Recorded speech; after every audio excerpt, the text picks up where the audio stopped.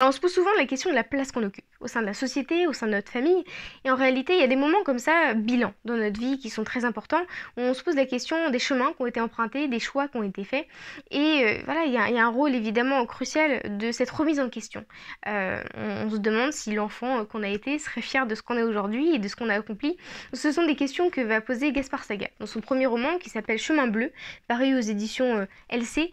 Merci beaucoup de m'avoir envoyé ce roman, je suis très contente. C'est un roman qui pose plein de questions, et notamment deux très importantes qui sont celles de l'enfance et celles de l'éducation. Alors, évidemment, depuis très longtemps, depuis l'Émile avec Rousseau jusqu'à aujourd'hui, beaucoup d'auteurs en ont parlé. Et cette question de l'enfance qui va conditionner l'âge adulte et le passage à l'âge adulte, c'est une question qui est très importante. Parce que les parents qu'on a eus, l'éducation qu'on a reçue, le milieu qu'on a fréquenté, et les amis qu'on a eus, vont conditionner l'adulte qu'on est devenu aujourd'hui. Et je pense que s'il n'y avait pas eu tous ces paramètres-là, on serait bien loin de l'adulte qu'on est devenu aujourd'hui. C'est une question que va se poser donc Laetitia Monceau, qui est l'héroïne de ce roman. C'est un peu le cliché de la bourgeoise parisienne qui a tout, elle a une famille très aisée. Ses parents ont toujours prôné ce modèle de réussite sociale, qui est celle de passer par des grandes écoles et d'arriver à un poste à haute responsabilité, et puis de trouver quelqu'un et de fonder une famille avec un emploi très stable.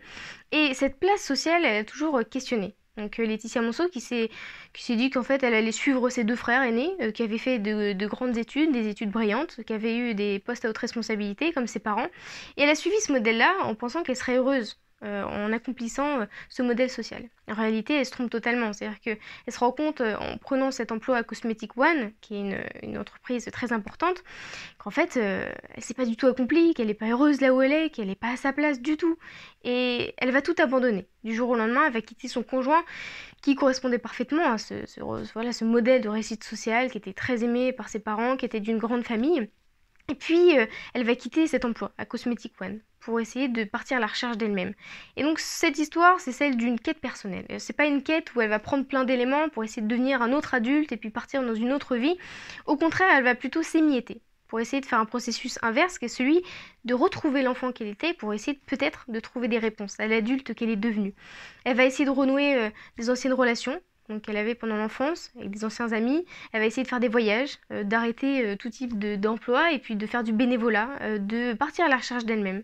Et en fait, par cette quête personnelle, elle va révéler des traumatismes, des grands traumatismes qui étaient enfouis au fond d'elle, qui ont disparu lors du passage à l'âge adulte, et elle va comprendre qui elle est et qui elle est devenue. Donc c'est une belle quête personnelle qui pose plein de questions, une quête qui tourne autour de l'éducation, du rôle de l'enfant, des parents, et évidemment du rôle de la société tout entière, avec cette idée de réussite sociale qui conditionne vraiment des études, qui conditionne des adultes qui pensent réussir, parfois parce qu'ils ont réussi à avoir un emploi qui correspond aux attentes de leur famille et de la société. Donc ça pose évidemment beaucoup de questions, donc c'est un roman que j'ai beaucoup aimé, qui s'appelle donc Chemin bleu de Gaspard Saga aux éditions LC, et puis nous on se retrouve très vite pour de prochaines vidéos. À bientôt, au revoir.